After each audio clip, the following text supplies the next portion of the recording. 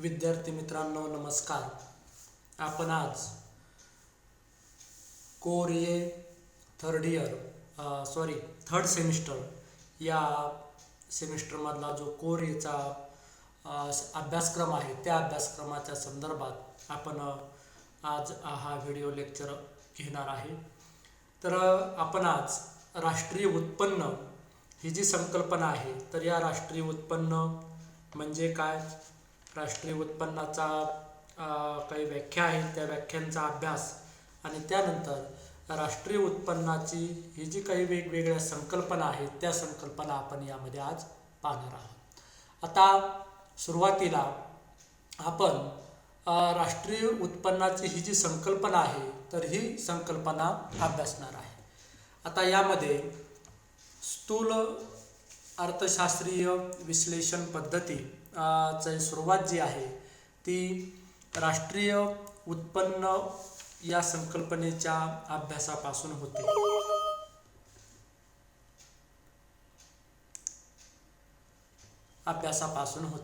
आणि मग स्थूल अर्थशास्त्रामध्ये महत्त्वाची जी काही संकल्पना आहे तर त्या संकल्पनेचा अभ्यास हा राष्ट्रीय उत्पन्नाचा केला जातो.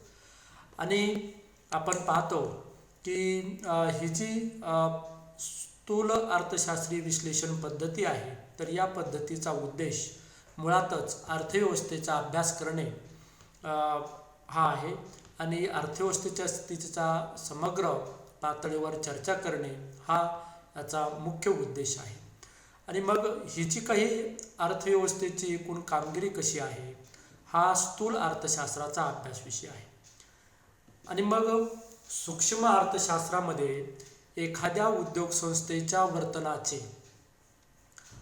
स्पष्टीकरण हे केले जाते. त्याप्रमाणे स्थूल अर्थशास्त्रामध्ये संबंध जी काही एकूण अर्थव्यवस्था आहे तर या एकूण अर्थव्यवस्थेच्या वर्तनाचे स्पष्टीकरण हे स्थूल अर्थशास्त्रामध्ये केले जाते. आणि म्हणून राष्ट्रीय उत्पादन, देशातील एकूण उपभोग, देशातील एकूण गुंतवणूक, देशातील किंमत निर्देशांक इत्यादीचा अभ्यास हा स्थूल अर्थशास्त्रामध्ये केला जातो. आणि म्हणून मग ह्या वेगवेगळ्या संकल्पनेचा अभ्यास हा स्थूल अर्थशास्त्रामध्ये केला जातो. आता हे जे स्थूल अर्थशास्त्र आहे तर स्थूल अर्थशास्त्राचा अभ्यासाचं जे काही महत्त्व आहे ते महत्त्व 1930ची जी काही जागतिक महामंदी होती तर या महामंदीमध्ये अधिक त्याची जाणीव झाली आणि जे 1936मध्ये जॉन मेनार्ड केन्स यांनी जे पुस्तक लिहिलं the general theory employment, interest and money या नावाचं जे पुस्तक लिहिलं तर या पुस्तकामध्ये त्यांनी या समष्टी अर्थशास्त्रीय दृष्टिकोनाचा जो काही पुरस्कार आहे तो पुरस्कार त्यांनी केला. आणि तेव्हापासून या स्थूल अर्थशास्त्र किंवा समष्टी अर्थशास्त्राची जी काही लोकप्रियता आहे ती दिवसेंदिवस वाढलेली आपल्याला दिसून येते. आणि आपल्याला आता आज जो अभ्यास करायचा तो आहे राष्ट्रीय उत्पन्न ही जी काही संकल्पना आहे तर या संकल्पनेचा अभ्यास आपल्याला यामध्ये करायचा आहे. आता स्थूल राष्ट्रीय उत्पन्नाची जी संकल्पना आहे या संकल्पनेचा अभ्यास का करायचा तर ते आपल्याला अगोदर माहीत असलं पाहिजे.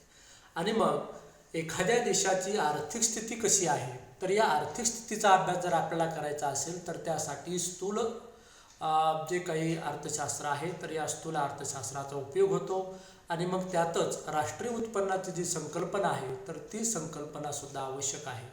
कारण देशाची आर्थिक स्थिती कशी आहे हे आपण फक्त राष्ट्रीय उत्पन्न यावरून सांगू शकतो. आणि म्हणून देशाच्या आर्थिक स्थितीचा अभ्यास करण्यासाठी राष्ट्रीय उत्पन्नाची संकल्पना ही महत्त्वाची आहे. त्यानंतर आहे की देशाची आर्थिक प्रगतीचा आढावा घ्यायचा असेल तर त्यासाठी सुद्धा आपल्याला ही जी संकल्पना आहे तर ही संकल्पना आपल्याला त्यासाठी सुद्धा महत्त्वाची आहे. आणि मग देशाची आर्थिक स्थिती जी आहे, आर्थिक प्रगती जी आहे तर या आर्थिक प्रगतीचा अभ्यास करण्यासाठी सुद्धा किंवा आर्थिक प्रगतीची आपल्याला माहिती करून घ्यायची असेल तर त्यासाठी सुद्धा राष्ट्रीय उत्पन्नाची संकल्पना आपल्याला महत्त्वाची वाटते. आणि मग महत्त्वाची आहे. आता राष्ट्रीय उत्पन्न ही जी संकल्पना आहे, तर या राष्ट्रीय उत्पन्नाच्या संकल्पनेचा आपल्याला मग राष्ट्रीय उत्पन्न जी आहे, तर या राष्ट्रीय उत्पन्नाचा अभ्यास आपल्याला त्यासाठी महत्त्वाचा आहे. त्यानंतर देशामधील जे नागरिक आहेत, तर या नागरिकांचे दरडोई उत्पन्न किती आहे हे आपल्याला समजून घ्यायचे असेल, तर त्यासाठी सुद्धा या राष्ट्रीय उत्पन्नाची ही जी संकल्पना आहे ती संकल्पना आवश्यक आहे. आणि म्हणून मग राष्ट्रीय उत्पन्नाची संकल्पना जर आपल्याला माहीत असेल, तर त्यावरून राष्ट्रीय उत्पन्न माहीत असेल, तर त्यावरून आपल्याला देशातील नागरिकांचे दरडोई उत्पादन जे आहे, उत्पन्न जे आहे, तर ते उत्पन्न सुद्धा आपल्याला माहीत करता येते. तर ही एक त्यासाठी राष्ट्रीय उत्पन्नाची संकल्पना ही माहीत असणं आवश्यक आहे. त्यानंतर देशातील लोकांच्या राहणीमानाची जी कल्पना आहे, ती कल्पना दरडोई उत्पन्न यावरून येते. आणि मग देशातील लोकांच्या राहणीमानाची कल्पना आपल्याला करायची असेल, देशातील लोकांचं राहणीमान कसं आहे याचा अभ्यास आपल्याला करायचा असेल, तर त्या देशाचं राष्ट्रीय उत्पन्न माहीत असणं आवश्यक असतं. आणि यावरून मग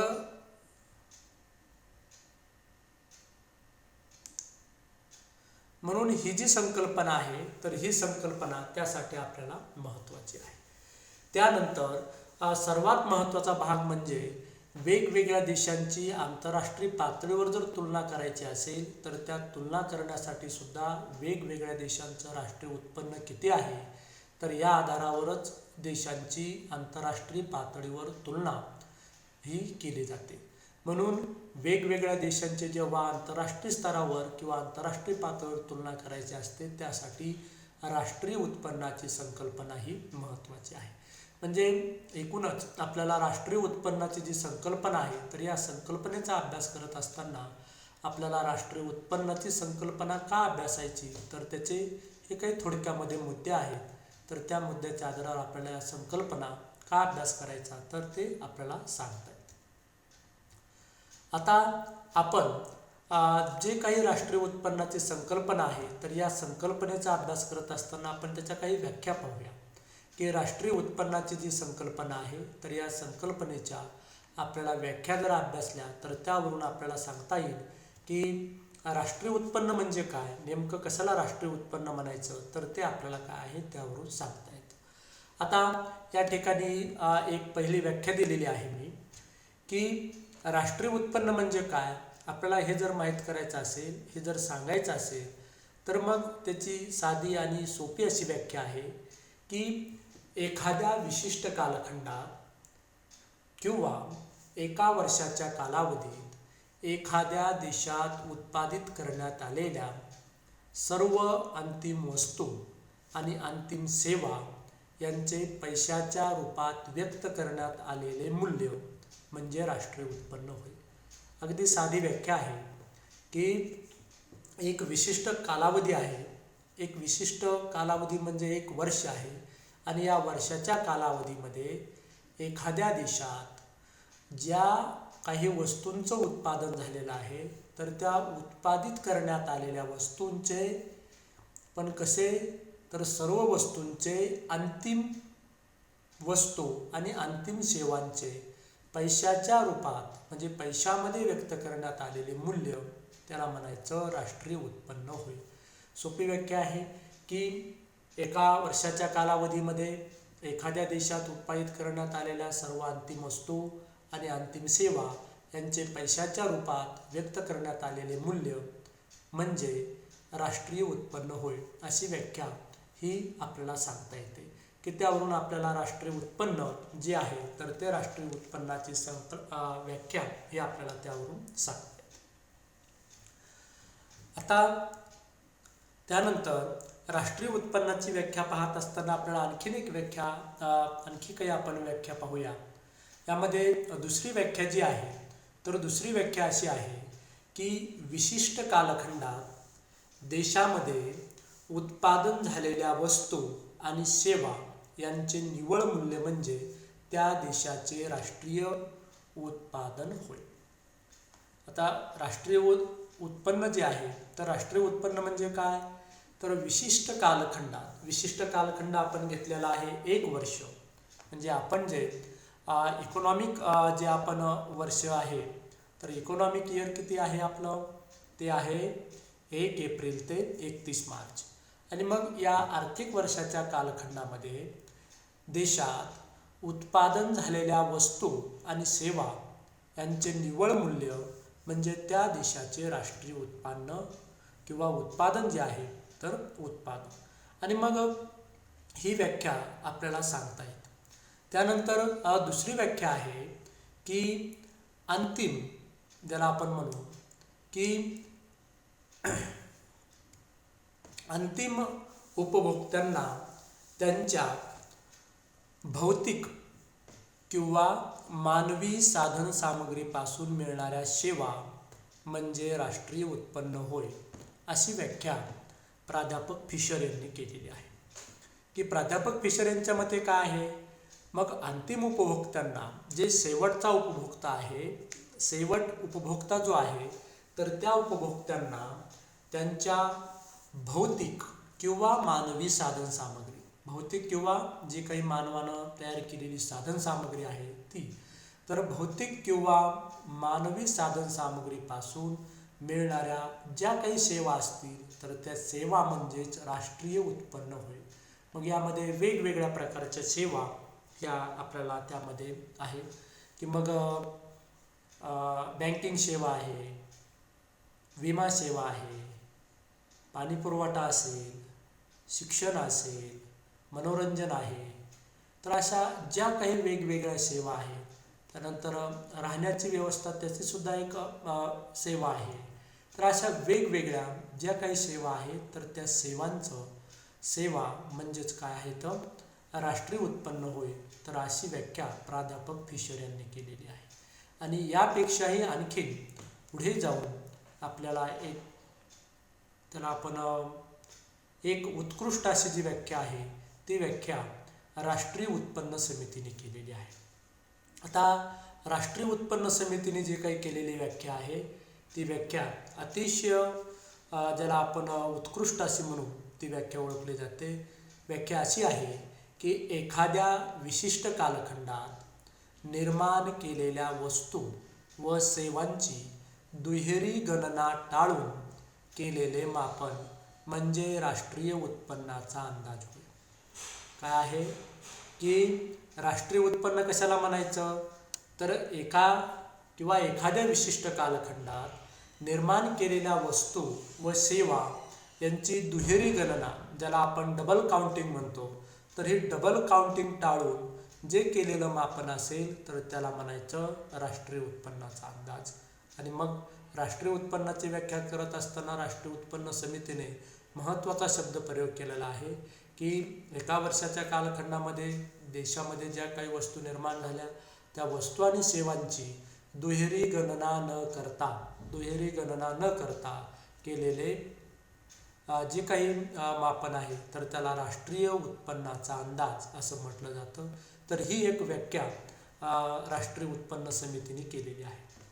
आता ह्या ज्या वेगवेगळ्या व्याख्या आहेत की राष्ट्रीय उत्पन्नच्या ज्या वेगवेगळ्या आपण व्याख्या पाहिल्या, तर या व्याख्येवरून राष्ट्रीय उत्पन्नाचे संकल्पना जी आहे तर या संकल्पनेची काही वैशिष्ट्य आपल्याला त्यावरून सांगता येतात. तर ती वैशिष्ट्ये अशी आहे की राष्ट्रीय उत्पन्न संकल्पनेची जी काही वैशिष्ट्ये आहे तर ती वैशिष्ट्ये आपल्याला सांगता येतात.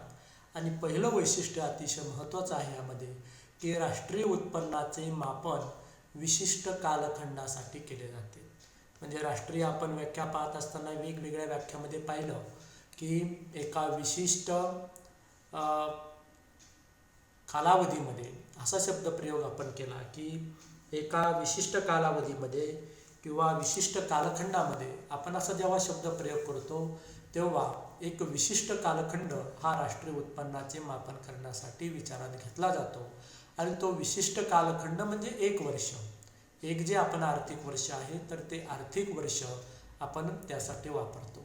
आणि म्हणून राष्ट्रीय उत्पन्नाचे मापन जे आहे तर हे राष्ट्रीय उत्पन्नाचे मापन करण्यासाठी त्यामध्ये एक विशिष्ट कालखंड हा त्यासाठी गृहीत धरला जातो आणि त्या कालखंडाला अनुसरून राष्ट्रीय उत्पन्नाचे मापन जे आहे ते राष्ट्रीय उत्पन्नाचे मापन केले जाते.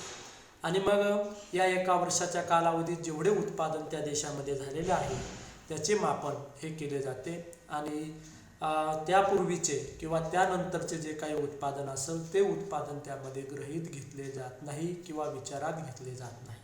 आणि मग एका वर्षाच्या कालावधीमध्ये जेवढं काही उत्पादन त्या देशामध्ये झालेलं आहे तर त्याच उत्पादनाचा विचार हा राष्ट्रीय उत्पन्नाचे मापन करत असताना केला जातो. आणि म्हणून यासाठी विशिष्ट कालखंड हा अतिशय महत्त्वाचा आहे. हे पहिलं वैशिष्ट्य आहे. त्यानंतर अंतिम वस्तू व अंतिम सेवा यावर भर दिलेला आहे किंवा दिला आहे.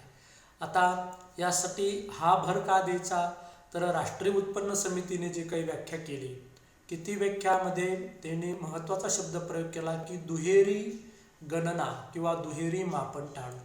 आणि मग जी काही दुहेरी मापन आहे वस्तू आणि सेवांचं दुहेरी मापन होऊ नये आणि म्हणून त्यासाठी अंतिम वस्तू व अंतिम सेवा या विचारात घेतलेल्या आहेत. आता अंतिम वस्तू म्हणजे काय की अंतिम वस्तू उदाहरणार्थ गहू आहे. उदाहरणार्थ काय आहे गहू आहे. गव्हाचं उत्पादन झालं परंतु गव्हापासून वेगवेगळ्या वस्तू ह्या तयार केल्या जातात. मग गव्हापासून रवा तयार केला जातो. गव्हापासून काही बिस्किट असतील बिस्किट तयार केले जातात. गव्हापासून आपण अन्नामध्ये जे महत्त्वाचा पदार्थ वापरतो चपाती तयार केली जाते. तर मग हे जे काही आहे तर जी काही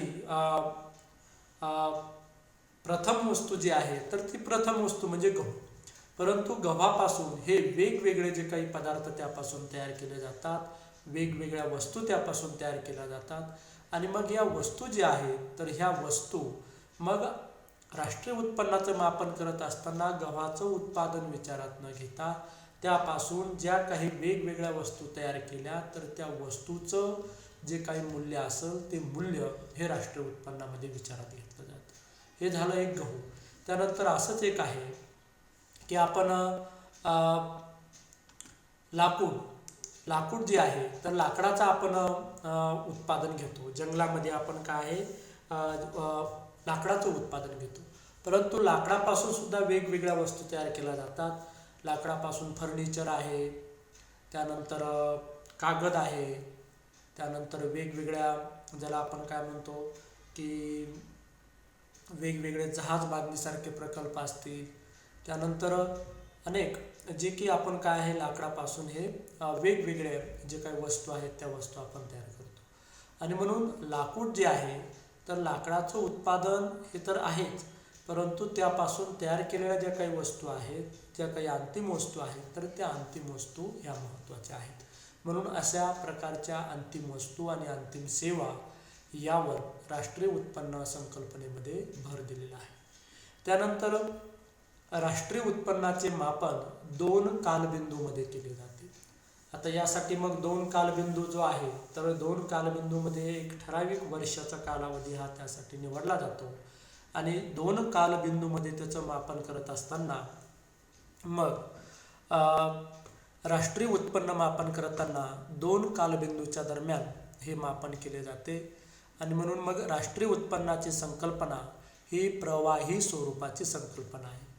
आणि मग ही जी काही संकल्पना आहे तर यामध्ये मग एका बिंदूपासून दुसऱ्या बिंदूपर्यंत म्हणजेच आपल्या देशामध्ये 1 एप्रिल ते 31 मार्च पर्यंत ज्या काही वस्तू आणि सेवांचं उत्पादन देशामध्ये झालेलं आहे तर त्या वस्तू आणि सेवांचं उत्पादन यासाठी विचारात घेतले जाते. आणि त्या दरम्यान काय आहे की या राष्ट्रीय उत्पन्नाचे मापन हे केले जाते. आता या उलट जर आपण भांडवलाचा साठा ही जी संकल्पना आहे तर देशातील भांडवलाचा साठा जर पाहिला तर हा जो आहे तर हा भांडवलाचा साठा एका कालबिंदूशी जो आहे त्याचं मापन हे केलं जातं. आता मग भांडवलाचा साठा जो आहे तर हा साठा यामध्ये ती साठा जो आहे तर ती प्रवाही स्वरूपाची संकल्पना नाही परंतु राष्ट्रीय उत्पन्न जे आहे तर राष्ट्रीय उत्पन्नामध्ये 2 कालबिंदूचा विचार केला जात असल्यामुळे मग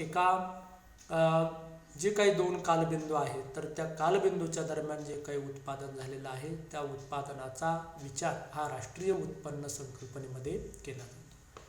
त्यानंतर आहे पैशाच्या रूपात व्यक्त करण्यात आलेले मूल्य, यावर भर देण्यात आलेला आहे.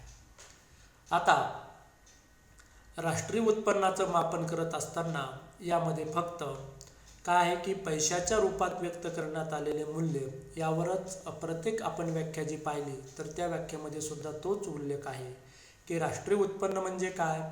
तर राष्ट्रीय उत्पन्न म्हणजे देशामध्ये ज्या काही वस्तू आणि सेवांची निर्मिती झाली, अंतिम वस्तू आणि सेवांची निर्मिती झाली, त्या अंतिम वस्तू आणि सेवांचे पैशाच्या रूपात व्यक्त केलेले मूल्य, असा आपण शब्दप्रयोग केला. आणि म्हणून पैशाच्या रूपात व्यक्त केलेले मूल्य जे आहे तर त्या मूल्याचाच विचार हा राष्ट्रीय उत्पन्न या संकल्पनेमध्ये केला जातो. आणि मग ज्या वस्तू व सेवांना पैशाच्या रूपामध्ये मूल्य जे आहे किंवा विनिमय मूल्य आहे, अशाच वस्तू व सेवा राष्ट्रीय उत्पन्न मापनात विचारात घेतल्या जातात. ज्यांना विनिमय मूल्य नाही अशा वस्तूचं उत्पादन जरी झालं तरी त्या राष्ट्रीय उत्पन्नामध्ये त्याचा विचार केला जात नाही. आणि मग ज्या वस्तूंना विनिमय मूल्य आहे किंवा पैशाच्या रूपामध्ये व्यक्त केलेलं मूल्य आहे तर अशाच वस्तू आणि सेवांचा समावेश हा राष्ट्रीय उत्पन्नामध्ये केला जातो. आता मग ज्या वस्तू व सेवांना मूल्य नाही त्या वस्तूंचा राष्ट्रीय उत्पन्नामध्ये विचार केला जात नाही. तर अशा पण काही वस्तू आणि सेवा आहेत की त्यांचा देशाच्या राष्ट्रीय उत्पन्नामध्ये जे काही त्याचा विचार आहे तो विचार केला जात नाही. उदाहरणार्थ प्रत्येक महाविद्यालयामध्ये राष्ट्रीय सेवा योजना विभाग असतो. आता राष्ट्रीय सेवा योजना विभागामध्ये जे काही स्वयंसेवक आहेत या स्वयंसेवकांनी प्रत्येक वर्षी स्वयंसेवक हे काहीतरी जलसंधारणाचं काम असेल, पाण्याच्या संदर्भात किंवा वृक्ष लावण्याच्या संदर्भात काम असेल तर हे काम करतात.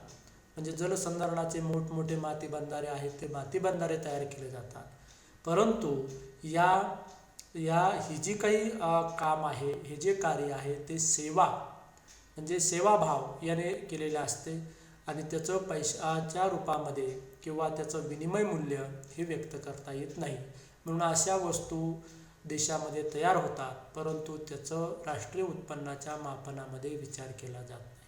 मात्र हेच जलसंधारणाचं काम, माती बंधाराचं काम जर मजुराकडून किंवा जे काही कामगार आहेत त्या कामगाराकडून केलं असतं तर त्याचं मूल्य मात्र देशाच्या राष्ट्रीय उत्पन्न संकल्पनेमध्ये त्याचा विचार केला जातो. म्हणजे जे काही विनिमय मूल्य आहे तर ते विनिमय मूल्य नसणाऱ्या ज्या काही बाबी आहेत, ज्या वस्तू आहेत त्यांचा विचार राष्ट्रीय उत्पन्नामध्ये मात्र केला जात नाही. आता या आपल्याला राष्ट्रीय उत्पन्न संकल्पनेची जी वैशिष्ट्ये आहेत ती वैशिष्ट्ये आपल्याला या 4 मुद्द्याच्या आधारावर सांगता येतात. त्यानंतर आपण राष्ट्रीय उत्पन्नाचे जे काही मापन आहे किंवा राष्ट्रीय उत्पन्न जे आहे तर या राष्ट्रीय उत्पन्नामध्ये काही मूलभूत संकल्पना आहेत की त्या संकल्पनासुद्धा आपण पाहूया. हा भाग आपल्याला सिलेबसला नसला तरी आपल्याला ह्या बेसिक कन्सेप्ट ज्या आहे, मूलभूत संकल्पना ज्या आहेत त्या संकल्पना माहीत असल्या पाहिजे. आता यामध्ये पहिली संकल्पना महत्त्वाची आहे की स्थूल राष्ट्रीय उत्पादन, ज्याला आपण ग्रॉस नॅशनल प्रोडक्ट असं म्हणतो, GNP. तर हा ग्रॉस नॅशनल प्रोडक्ट म्हणजे काय आपल्याला ते माहीत असलं पाहिजे. त्याची व्याख्या अशी आहे की देशात एका वर्षाच्या कालावधीत उत्पादित होणाऱ्या सर्व वस्तू व सेवांना प्रचलित किमतीनुसार मुद्रेच्या स्वरूपाचे मूल्य प्राप्त होते आणि त्याची बेरीज म्हणजे स्थूल राष्ट्रीय उत्पादन होय. काय आहे? देशात एका वर्षाच्या कालावधीत ज्या काही उत्पादित होणाऱ्या वस्तू आणि सेवा असतील तर त्या वस्तू आणि सेवांना प्रचलित किमतीनुसार मुद्रेच्या स्वरूपाचे मूल्य प्राप्त होते आणि ते मूल्यांची बेरीज म्हणजे वस्तू आणि सेवा दोन्हींच्या असेल तर या किमतीनुसार त्यांचं काही प्रचलित किमतीनुसार मुद्रेच्या स्वरूपाचं मूल्य प्राप्त झालं तर त्याची बेरीज म्हणजे स्थूल राष्ट्रीय उत्पादन होय. तर अशी व्याख्या ही स्थूल राष्ट्रीय उत्पादनाची सांगता येते. दुसरी व्याख्या अशी आहे की विशिष्ट कालखंडात अर्थव्यवस्थेने उत्पादित केलेल्या सर्व वस्तू व सेवांचे बाजारभावाने होणारे मूल्य म्हणजे स्थूल राष्ट्रीय उत्पादन होय. या ठिकाणी मूल्य आहे. तर मग विशिष्ट कालखंडात अर्थव्यवस्थेने उत्पादित केलेल्या सर्व वस्तू आणि सेवांचे बाजारभावाने होणारे जे काही मूल्य आहे ते मूल्य म्हणजे स्थूल राष्ट्रीय उत्पादन होय. तर अशी एका ओळीची सुद्धा व्याख्या या आपल्याला स्थूल राष्ट्रीय उत्पादनामध्ये सांगता येईल. आता स्थूल राष्ट्रीय उत्पादन म्हणजे काय, तर मग आपण पाहिलं की देशामध्ये एका वर्षाच्या कालावधीत ज्या काही वस्तू आणि सेवा यांचं उत्पादन झालेलं आहे त्या वस्तू आणि सेवांचं झालेलं उत्पादनाला प्रचलित किमतीनुसार मुद्रेच्या स्वरूपामध्ये जे काही त्याचं मूल्य आहे ते मूल्य प्राप्त होते आणि मग त्याची बेरीज जी आहे तर त्याची बेरीज म्हणजे स्थूल राष्ट्रीय उत्पादन होईल. आणि मग स्थूल राष्ट्रीय उत्पादन आपल्याला जे काय आहे तर ते आपल्याला सूत्राच्या रूपाने सुद्धा मांडता येतं. आणि मग स्थूल राष्ट्रीय उत्पादन जे आहे तर स्थूल राष्ट्रीय उत्पादन बरोबर वेतन अधिक व्याज अधिक खंड अधिक मिश्र नफा. मग आपण या सर्व बाबीचं जर मिश्रण केलं, या बाबीची सर्वांची बेरीज केली, देशामध्ये जे काही वेतन मिळतं लोकांना ते वेतन आहे, व्याज आहे, खंड आहे, तर ह्या ज्या बाबी मिळतात तर या सर्वांची बेरीज प्लस मिश्र नफा म्हणजे जी काही निर्यात आणि आयात आहे तर यामधील जो काही डिफरन्स आहे, फरक आहे, तर तो फरक यांची जर आपण सगळ्यांची बेरीज केली तर आपल्याला देशाचे स्थूल राष्ट्रीय उत्पादन माहीत होते. आणि हेच आपण जे काही सूत्र आहे तर ते सूत्र असं आहे की GNP gross national product is equal to GDP plus X minus M. तर हे जर आपण माहीत केलं तर आपल्याला यावरून काय आहे देशाचं स्थूल राष्ट्रीय उत्पादन सांगता येतं. आता GDP जो आहे तर GDP या ठिकाणी GDP म्हणजे देशांतर्गत स्थूल देशांतर्गत उत्पादन, ती संकल्पना आपण नंतर पाहणारच आहोत. GDP आता GDP मध्ये प्लस काय करायचं तर X मायनस M यामधील जो काही फरक आहे तो फरक त्यामध्ये ॲड करायचा. म्हणजेच X म्हणजे निर्यात एक्सपोर्ट आणि M म्हणजे इम्पोर्ट ज्याला आपण आयात म्हणतो. तर ही निर्यात वजा आयात हे जे काही त्यांचं उत्तर येईल तर ते प्लस GDP हा जर आपण केला तर त्यावरून आपल्याला ग्रॉस नॅशनल प्रोडक्ट हा सुद्धा आपल्याला माहीत करता येईल. दुसरी संकल्पना आहे निव्वळ राष्ट्रीय उत्पादन. आपण अगोदर स्थूल राष्ट्रीय उत्पादन पाहिलं, आता निव्वळ राष्ट्रीय उत्पादन ज्याला इंग्रजीमध्ये नेट नॅशनल प्रोडक्ट असं म्हणतात, NNP. आता निव्वळ राष्ट्रीय उत्पादन जे आहे तर निव्वळ राष्ट्रीय उत्पादन म्हणजे काय, तर जे काही स्थूल राष्ट्रीय उत्पादन आहे तर या स्थूल राष्ट्रीय उत्पादनातून यंत्रसामग्रीचा घसारा खर्च जो आहे तो घसारा खर्च व उत्पादन खर्च हा जर वजा केला तर शिल्लक राहिलेले जे उत्पन्न असते तर त्या उत्पन्नाला निव्वळ राष्ट्रीय उत्पादन असे म्हणतात. व्याख्या आहे स्थूल राष्ट्रीय उत्पादनातून यंत्रसामग्रीचा घसारा खर्च व उत्पादन खर्च वजा केला असता शिल्लक राहिलेले उत्पन्न म्हणजे निव्वळ राष्ट्रीय उत्पादन होय. तर अशी व्याख्या या निव्वळ राष्ट्रीय उत्पादनाची करता येते. म्हणजे स्थूल राष्ट्रीय उत्पादन आपण अगोदर जी संकल्पना पाहिली ती संकल्पना, तर या स्थूल राष्ट्रीय उत्पादनातून आपण यंत्रसामग्रीवर होणारा जो काही घसारा खर्च आहे तो घसारा खर्च आणि वस्तू आणि सेवांची निर्मिती करण्यासाठी आलेला उत्पादन खर्च हे दोन्ही जर वजा केले तर त्यामधून आपल्याला काय आहे जे काही शिल्लक राहिले असेल ते आपल्याला निव्वळ राष्ट्रीय उत्पादन आपण त्याला म्हणतो.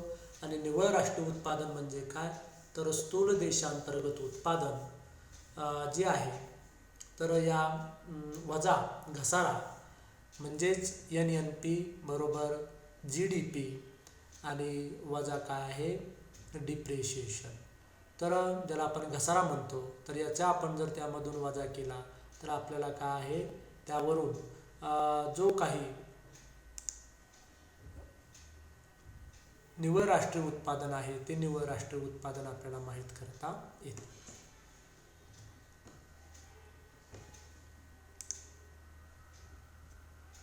त्यानंतर आहे राष्ट्रीय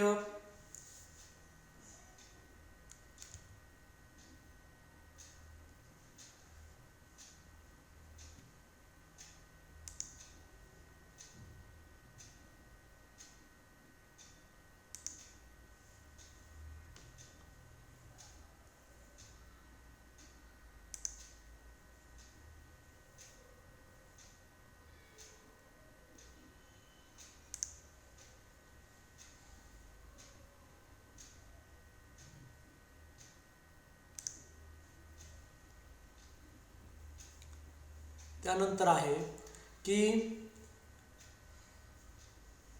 स्थूल देशांतर्गत उत्पादन. आता एका वर्षात देशात उत्पादित होणाऱ्या अंतिम वस्तू व सेवांचे एकूण मूल्य जे आहे तर ते एकूण मूल्य म्हणजे स्थूल देशांतर्गत उत्पादन. म्हणजे एका वर्षामध्ये देशात उत्पादित झालेल्या किंवा उत्पादित होणाऱ्या वस्तू व सेवांचे एकूण मूल्य म्हणजे स्थूल देशांतर्गत उत्पादन होय. तर या स्थूल देशांतर्गत उत्पादन याचा सुद्धा यामध्ये समावेश हा स्थूल देशांतर्गत उत्पादनामध्ये केला जातो. आणि मग स्थूल देशांतर्गत उत्पादन माहीत करत असताना मग संपूर्ण वस्तूचे व सेवांचे बाजार मूल्यानुसार केलेले जे काही मूल्यमापन आहे ते मूल्यमापन म्हणजे स्थूल देशांतर्गत उत्पादन होईल. आणि मग यामध्ये हे जे काही स्थूल देशांतर्गत उत्पादन आहे त्याला आपण GDP म्हणतो, ग्रॉस डोमेस्टिक प्रोडक्ट म्हणतो. तर हा GDP आपल्याला माहीत करता येतो. आणि मग स्थूल देशांतर्गत उत्पादन GDP बरोबर CP. आता CP जो आहे तर CP म्हणजे काय तर CP म्हणजे CPला जो आहे तर तो खाजगी क्षेत्रातील उपभोग्य वस्तू व सेवांचे उत्पादन. खाजगी क्षेत्रातील उपभोग्य, C फॉर कन्झम्पशन उपभोग्य आणि P फॉर प्रायव्हेट. तर खाजगी क्षेत्रातील उपभोग्य वस्तू व सेवांचे उत्पादन याला म्हणायचं CP प्लस CG. आता हा जो आहे तर हा सुद्धा उपभोग्य आहे, परंतु काय आहे की गव्हर्नमेंट ज्याला आपण सार्वजनिक क्षेत्रातील तर सार्वजनिक क्षेत्रातील उपभोग्य वस्तू व सेवांचे उत्पादन प्लस IP. आता याला म्हणायचं की खाजगी क्षेत्रातील भांडवली वस्तू व सेवांचे उत्पादन अधिक पुन्हा सार्वजनिक क्षेत्रातील भांडवली वस्तू व सेवांचे उत्पादन. आणि या सर्वांची बेरीज जर आपण केली तर त्यावरून आपल्याला जे काही देशाचा GDP आहे स्थूल देशांतर्गत उत्पादन हा आपल्याला माहीत करता येतो. आणि GDP आपण नेहमी वारंवार ज्या वेगवेगळ्या न्यूज ऐकत असतो देशाच्या तर त्यामध्ये या GDPचा उल्लेख हा वारंवार केला जातो. आणि GDP वरून त्या देशामधील जे काही स्थूल देशांतर्गत उत्पादन आहे ते उत्पादन माहीत केलं जातं. तर हा GDP सुद्धा यासाठी महत्त्वाचा आहे. यानंतरची संकल्पना आहे की निव्वळ देशांतर्गत उत्पादन. आता आपण अगोदर स्थूल देशांतर्गत उत्पादन पाहिलं, आता निव्वळ देशांतर्गत उत्पादन. आता निव्वळ देशांतर्गत उत्पादनाला इंग्रजीमध्ये नेट डोमेस्टिक प्रोडक्ट असं म्हणतात, NDP. आता मग स्थूल देशांतर्गत उत्पादनातून ज्याला आपण GDPतून म्हणतो तर या GDPतून भांडवली वस्तूचा खर्च वजा केला नंतर जे उत्पन्न शिल्लक राहते त्याला निव्वळ देशांतर्गत उत्पादन असे म्हणतात.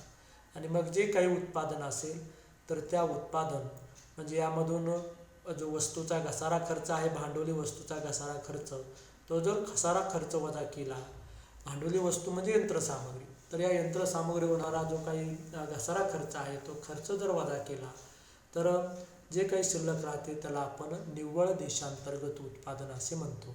आणि बाजार किमतीनुसार निव्वळ देशांतर्गत उत्पादन जे आहे ते उत्पादन बरोबर स्थूल देशांतर्गत उत्पादन वजा घसारा जो काही डिप्रेशिएशन आहे तर तो डिप्रेशिएशन यांचं जर आपण वजाबाकी केली तर त्यावरून आपल्याला काय आहे घसारा खर्च आपल्याला निव्वळ देशांतर्गत उत्पादन माहीत करता येतं.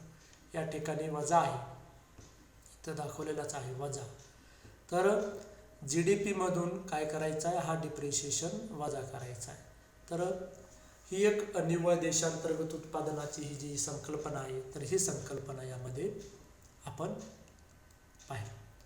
आता मग आपल्याला अशा वेगवेगळ्या ज्या काही आपण आज या व्हिडिओ लेक्चरच्या माध्यमातून आपण जो अभ्यास केला तर यामध्ये एकूण आपण राष्ट्रीय उत्पन्नाची संकल्पना काय आहे त्या संकल्पना पाहिली, त्या संकल्पनेला महत्त्व कधी प्राप्त झाले त्याचा अभ्यास केला, त्यानंतर राष्ट्रीय उत्पन्नाची ही जी काही संकल्पना आहे ती संकल्पना समजून घेण्यासाठी आपण वेगवेगळ्या व्याख्या ह्या सुद्धा अभ्यासल्या आणि त्या व्याख्येवरून आपल्याला काय आहे की राष्ट्रीय उत्पन्न संकल्पनेची काही वैशिष्ट्ये सुद्धा सांगता येतात, ती वैशिष्ट्ये सुद्धा आपण यामध्ये पाहिली.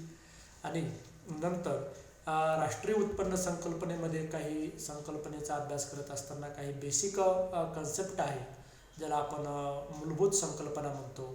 तर त्या मूलभूत संकल्पना सुद्धा पाहिल्या की ज्या राष्ट्रीय उत्पन्नाच्या संदर्भामध्ये त्याच्याशी रिलेटेड जे निगडीत आहे, तर अशा संकल्पना सुद्धा आपण अभ्यासल्या. तर यानंतरच्या तासामध्ये आपण राष्ट्रीय उत्पन्न जे आहे तर या राष्ट्रीय उत्पन्नाचे महत्त्व आणि त्यानंतर जो राष्ट्रीय उत्पन्नाचा चक्राकार प्रवाह हा जो एक आपल्याला थिअरी आहे तर ती थिअरी आपण त्यामध्ये अभ्यास. आता हा जो